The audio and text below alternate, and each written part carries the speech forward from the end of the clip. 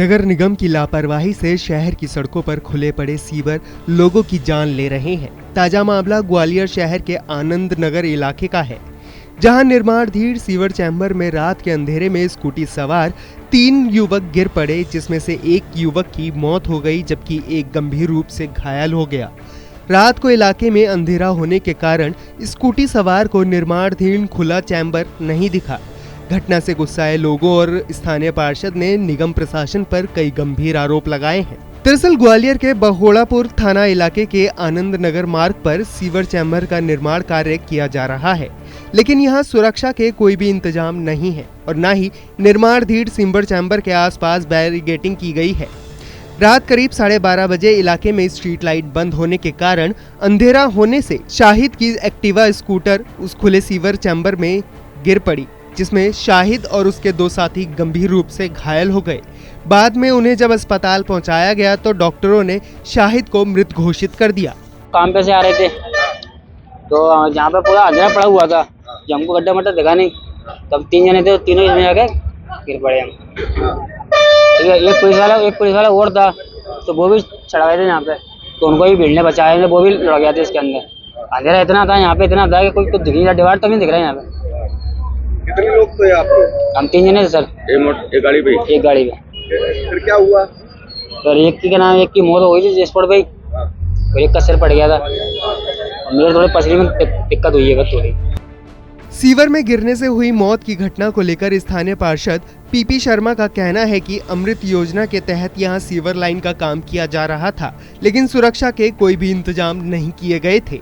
अमृत योजना के तहत इस गड्ढे चैम्बर बनाने के लिए एक गड्ढा खोदा गया, और ये जब गड्ढा खोदा गया था तो यहाँ बैरिकेड लगाना था, दूसरा वो रेडियम वाली पट्टी लगाना थी जो रात में चमकती है, जिसकी वजह से अगर कोई आता है तो चमक जाती, उनको दिखाई दे जाती।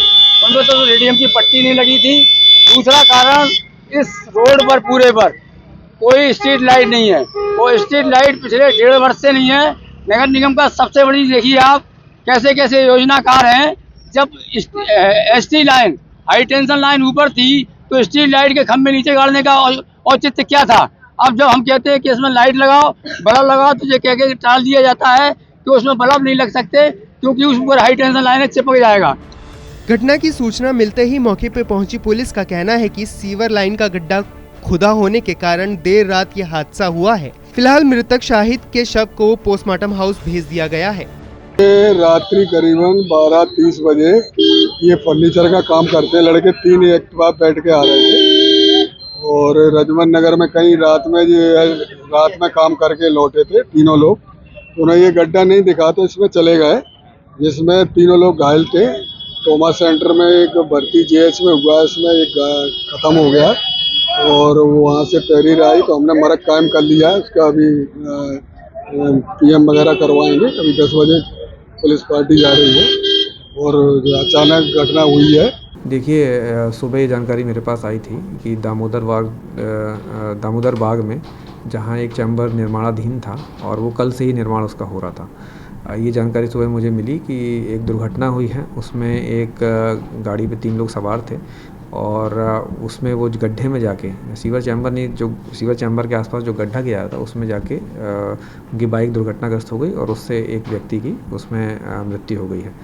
जब इसके बारे में पता किया मैंने कि क्या क्या प्रिकॉशन लिए गए थे ठेकेदार द्वारा, और क्योंकि हमारे जो मानक होते हैं उसके अनुसार ही कार्य करना चाहिए, तो कल का एक वीडियो सामने आया है, उसमें उन्होंने कुछ बैरिकेड लगाए थे और मिट्टी भी खोद के रखी थी सामने, और उसमें ऐसा इंतजाम कुछ हद तक किया था कि मतलब एकदम से कोई उसमें चले ना जाए।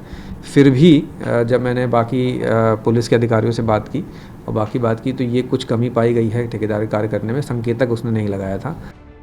हालांकि ग्वालियर में ये कोई पहला मामला नहीं है जिसमें खुले पड़े सीवर के कारण किसी की जान चली गई हो। इससे पहले भी पिछले साल शहर के हजीरा इलाके में नगर निगम के खुले पड़े सीवर चैम्बर में गिरने से अतुल राठौर नाम के युवक की मौत हो गई थी, लेकिन फिर भी इन हादसों के बाद भी नगर निगम लोगों की जान से खिलवाड़ करने से बाज नहीं आ रहा है।